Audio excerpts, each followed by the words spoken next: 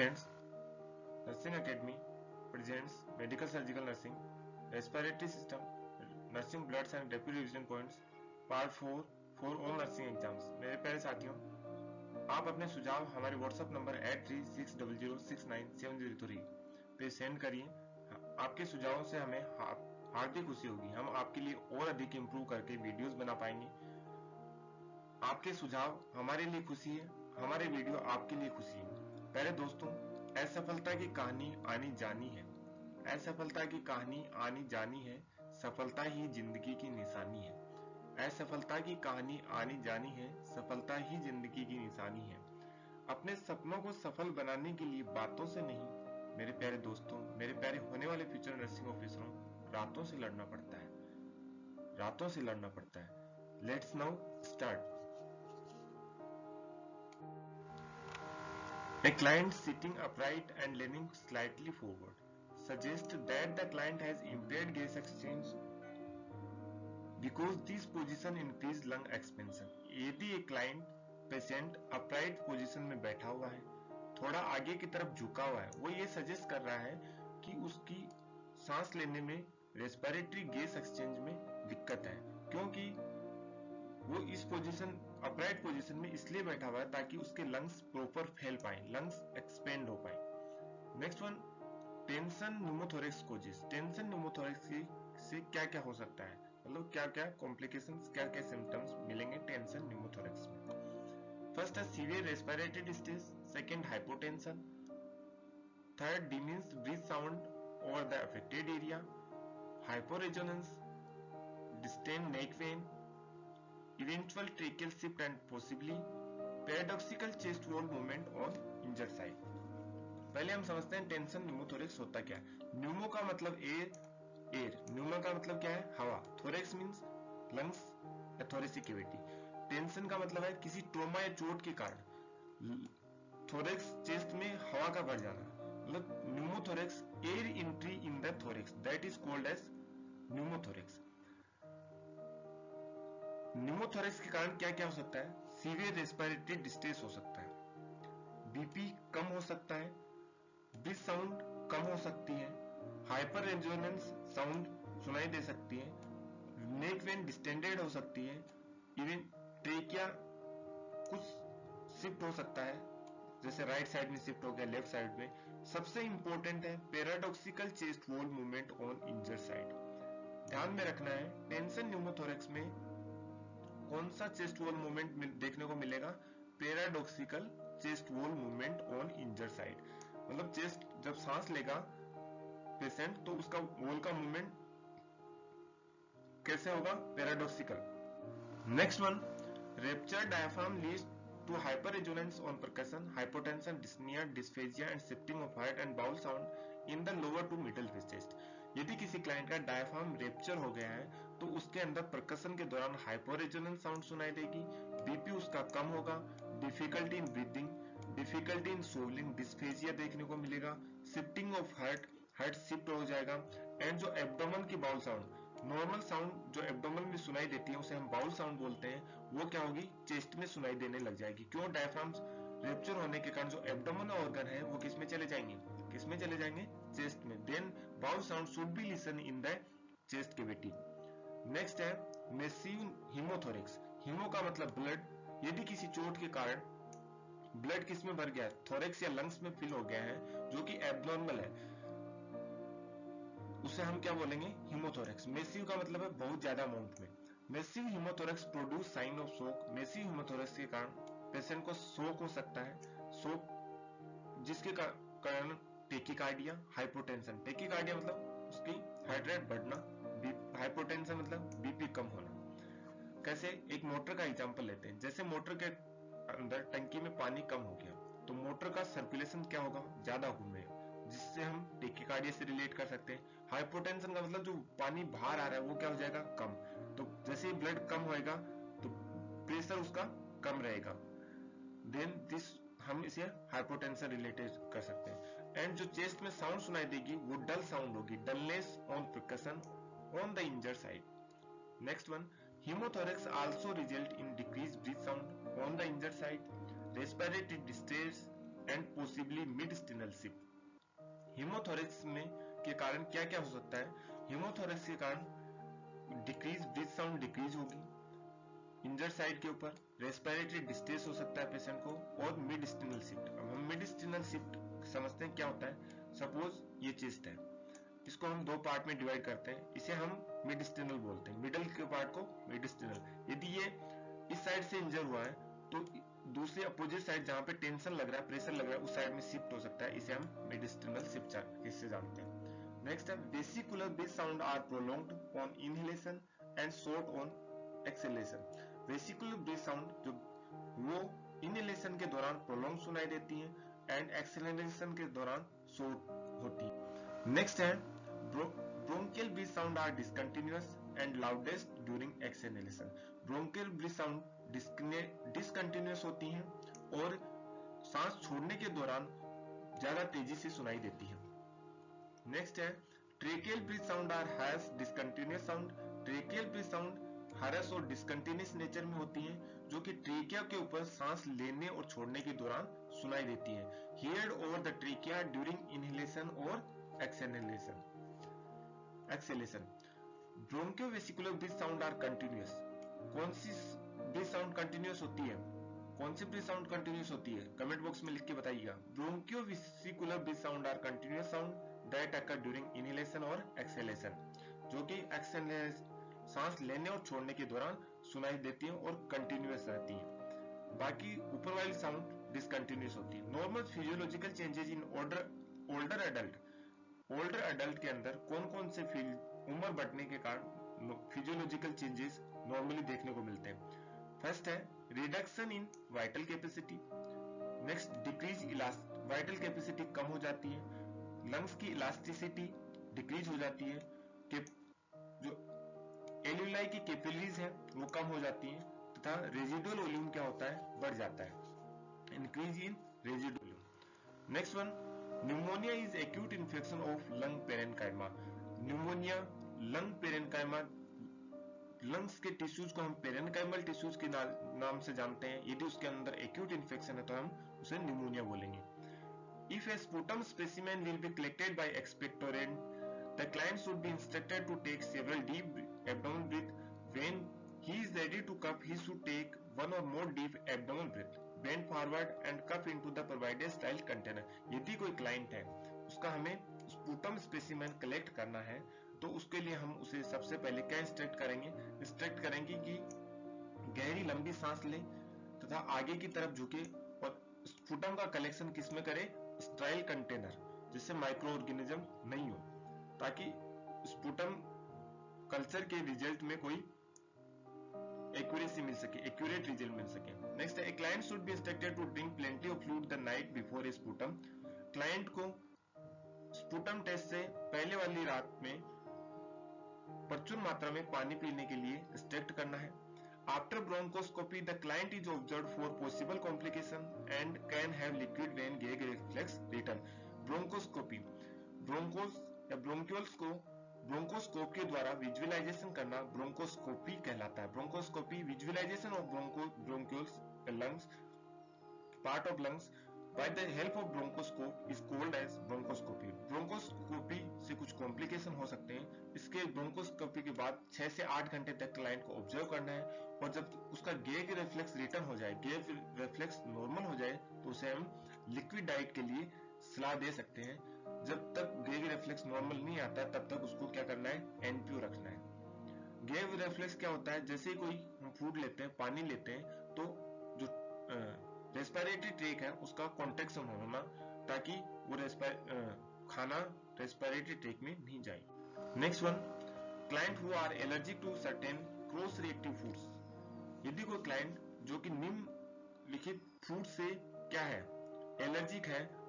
कौन कौन सा फूड है? एपिक्रोट से, एवोकाडो से, बनाना से, चेरी से, चेस्टनट से, ग्रेप्स से, कीवीज से, पैशन फ्रूट से, पीस से एंड टोमेटो से। May also be have to allergic to latex, तो वो लेटेक्स से भी एलर्जिक होगा। नेक्स्ट है most common etiology of pulmonary embolism is thromboembolism. बहुत इंपॉर्टेंट, इसमें बार एग्जाम में क्वेश्चन रिपीट हुआ है।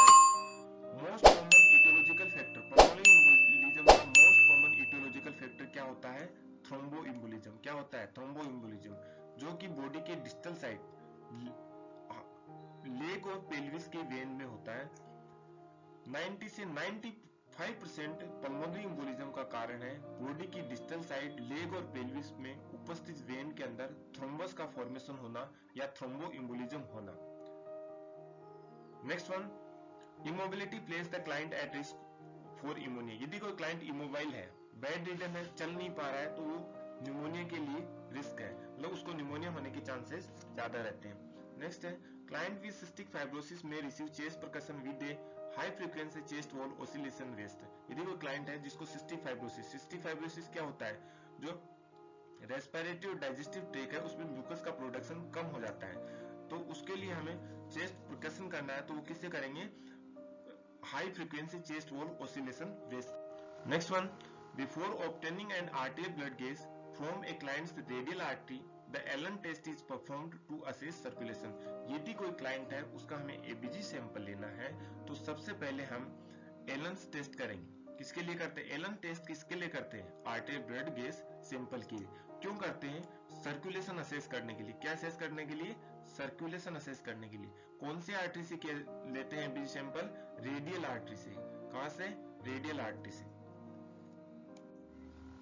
Next one, needle bevel is held at a 30 degree to 45 degree angle for an arterial blood gauge puncture। ABG sample लेने के लिए, ABG sample लेने के लिए नीडल बेवल को कितना रखना है, 35 से 45 डिग्री एंगल पर। कितने डिग्री एंगल पर, 35 से 45 डिग्री एंगल के ऊपर रखना है। जब हम नीडल इंसर्ट करवा रहे हैं रेडियल आर्टरी में एबीजी सैंपल लेने के लिए, तो नीडल का एंगल कितना होना चाहिए, 35 टू 45 डिग्री एंगल पे। Next one, pulmonary embolus occur when a client when a thrombus lodge in a branch of pulmonary artery. यदि पल्मोनरी आर्टरी के अंदर थ्रोम्बस क्या हो गया, लॉज हो गया, मतलब थ्रोम्बस इंसर्ट हो गया, प्रवेश कर गया है, तो उस क्लाइंट को क्या हो सकता है, पल्मोनरी एम्बोलस हो सकता है। क्या हो सकता है, पल्मोनरी एम्बोलस हो सकता है। या तो वो पार्शली होगा या फिर कंप्लीटली उस पल्मोनरी आर्टरी को क्या कर देगा, पल्मोनरी आर्टरी को बंद कर देगा। तो उसके दौरान पेशेंट हाइपर वेंटिलेटेड हो जाता है। क्या हो जाता है, हाइपर वेंटिलेटेड। देन उसमें CO2 का लेवल बढ़ जाएगा। तो उस CO2 के लेवल को कंट्रोल करने के लिए क्या करेंगे, क्लाइंट को क्या सलाह देते हैं, क्लाइंट को सलाह देते हैं कि वो एक नॉर्मल पेपर बैग के अंदर ब्रीथ करे, नॉर्मल पेपर बैग बनाए और उसके अंदर सांस ले, ताकि उसका हाइपर वेंटिलेशन को क्या किया जा सके, स्टॉप किया जा सके। नेक्स्ट है, tuberculosis infection typically occur from the inhaling infected droplets after a person with TB cough. TB का ट्रांसमिशन क्लाइंट, जो टीबी का क्लाइंट है उसके खांसने से जो ड्रॉपलेट्स होती हैं उनसे ट्रांसमिशन होता है। मतलब टीबी किससे फैलता है, ड्रॉपलेट से। कौन से, जो टीबी का पहले का क्लाइंट है उसके खांसने से, उसके कफ से। नेक्स्ट वन, पहले nursing officer, transmission of tuberculosis infection usually require close frequent prolonged contact. TB के ट्रांसमिशन के लिए क्लाइंट का, यदि जो टीबी से ऑलरेडी इन्फेक्टेड क्लाइंट है उसके क्लोज कांटेक्ट के लिए, क्लोज कांटेक्ट, बार बार होने वाला कांटेक्ट, लंबे समय तक रहने वाला कांटेक्ट से टीबी का ट्रांसमिशन होता है। Human immunodeficiency virus is spread through contact with an infected persons blood. Important point है, बहुत ही बार बार रिपीट होता है एग्जाम में। पहले साथियों ध्यान देना, HIV हमेशा खून से खेलने वालों को होता है। एक लाइन रख लो, HIV हमेशा खून से खेलने वालों के लिए होता है। मतलब HIV किससे फैलता है, ब्लड से। नेक्स्ट है, इन pleural effusion fluid accumulate in the plural space impairing transmission of normal breath sounds. Pleural effusion किसे बोलते हैं, प्लूरल इफ्यूजन होता है फ्लूइड के अंदर क्या होना, fluid accumulate in the plural space. यदि बॉडी लंग्स के प्लूरल स्पेस में, प्लूरल कैविटी में फ्लूइड एक्यूमुलेट हो जाए, फ्लूइड जमा हो जाए, तो उस कंडीशन को हम प्लूरल इफ्यूजन बोलते हैं। क्या बोलते हैं, प्लूरल इफ्यूजन, जो कि नॉर्मल ब्रीथ साउंड को क्या कर देगा, सांस को इंपेयर्ड कर देगा, मतलब उसमें रुकावट आ जाएगी। क्यों, क्योंकि सर्कुलर जो फ्लूइड इकट्ठा हो गया है उससे आसानी से सांस नहीं ले पाएगा। नेक्स्ट है क्रेकल्स। क्रेकल साउंड कौन सी होती है, शॉर्ट एक्सप्लोजिव और popping sound. Commonly crackle sound short explosive और पॉपिंग साउंड को हम क्रेकल साउंड बोलते हैं, जो कि मेनली हमें atelectasis, interstitial fibrosis, left sided heart failure में सुनाई देती है। कौन कौन से? एटेलेक्टेसिस क्या होता है? Collapse of alveoli. क्या होता है? Collapse of alveoli. Crackle sound कौन कौन सी कंडीशन में? 3 condition, atelectasis, interstitial fibrosis, left sided heart failure. Next है rhonchi sound. Rhonchi sound are low pitch sound with a snoring quality. Rhonchi sound जैसे snoring का मतलब है खराटे लेने वाली आवाज। Rhonchi sound low pitch sound होती है जो विद ए स्नोरिंग क्वालिटी के साथ suggest secretion in large airway, मतलब लार्ज एयरवे है उसके अंदर क्या हो गया है? सीक्रेशन इकट्ठा हो गए हैं, उनके दौरान जो हमें साउंड सुनाई देगी उस साउंड को हम रोंकी साउंड बोलते हैं, जो कि स्नोरिंग और लो पिच साउंड होती है। नेक्स्ट है विजेज।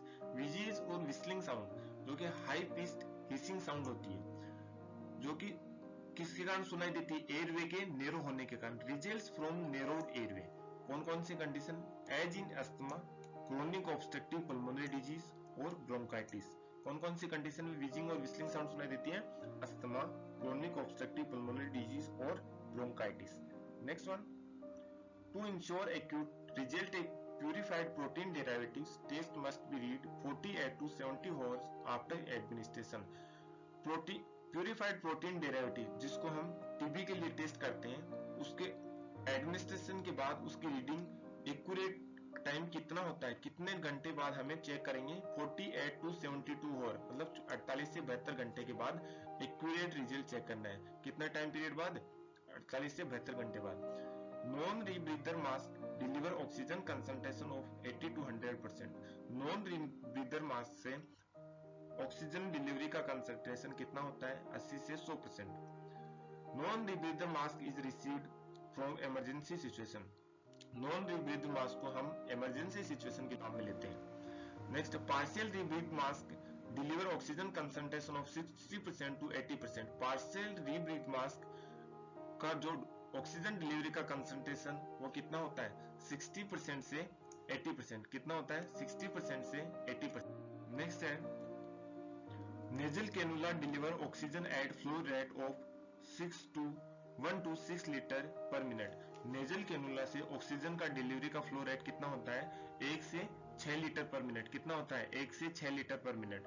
Next one, flow rate of 4 litre per minute deliver N oxygen concentration of 36%। यदि किसी नेजल कैनुला का फ्लो रेट कितना है? 4 लीटर पर मिनट है, तो उसका ऑक्सीजन का कंसंट्रेशन कितना होगा?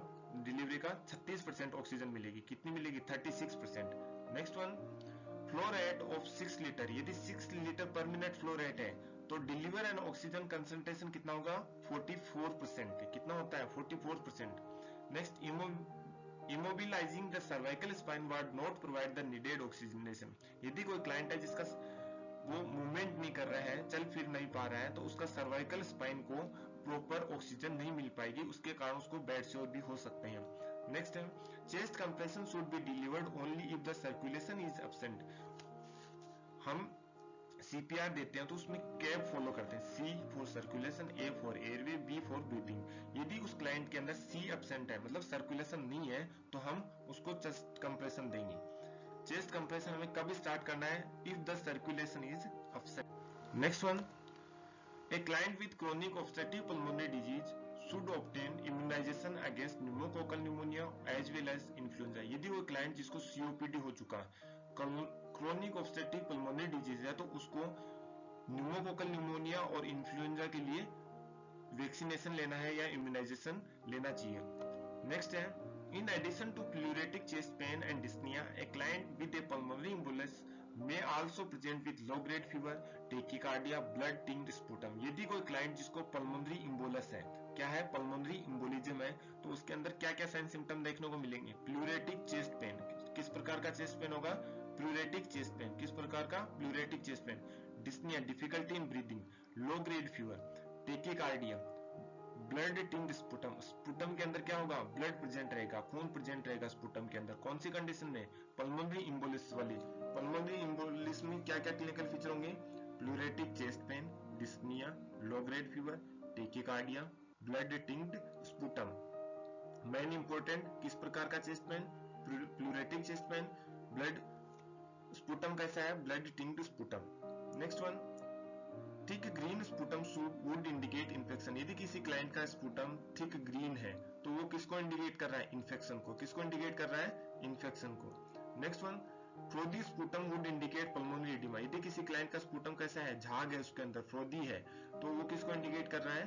पल्मोनरी एडिमा को इंडिकेट करेगा। Next one, respiratory alkalosis is defined by a pH greater than 7.45 and PCO2 less than 35 या 35 mHg। रेस्पिरेटरी एल्कोलिसिस उस कंडीशन को बोलेंगे जिसके अंदर pH का मान 7.45 से ज्यादा है और PCO2 35 या 35 mHg से कम है। देखना, ध्यान से समझना, एल्कोलिसिस के कंडीशन का में हमेशा pH बढ़ा हुआ मिलेगा। रेस्पिरेटरी के अंदर pH को कैसे याद रखना है? pH हमेशा, प्यार हमेशा तेरे मेरे साथ 35 से 45, मतलब pH का साथ 35 से 45, मतलब 7.35 से 7.45 जो नॉर्मल का pH का नॉर्मल वैल्यू है। कमेंट बॉक्स में लिख के बताना आपको pH नॉर्मल कितना होता है। PCO2 less than, PCO2 respiratory में हमेशा अपोजिट होता है, मतलब pH बढ़ेगा तो PCO2 कम होगा, जिसका नॉर्मल वैल्यू कितना होता है? 35, मतलब 35 से 45 mHg। Respiratory alkalosis is generally associated with deep rapid breathing। Respiratory alkalosis में जो breathing है वो कैसे पैटर्न की होगी? deep rapid breathing। कैसे होगी? deep rapid breathing। Next one, neurological effect of respiratory alkalosis include lightheadedness, dizziness, circummoral peripheral paresthesia and carpopedal spasm, twitching, muscles weakness as it progresses। Respiratory alkalosis के कारण क्या क्या neurological effect होंगे?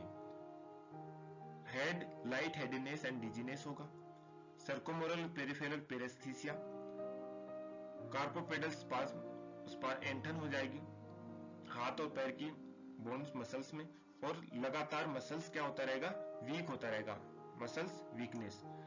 Next one, metabolic acidosis defined as pH less than 3.75, PCO2 less than or equal to 34 mmHg depending on respiratory compensation and bicarbonate SCO3 less than 22 milliequivalent per liter।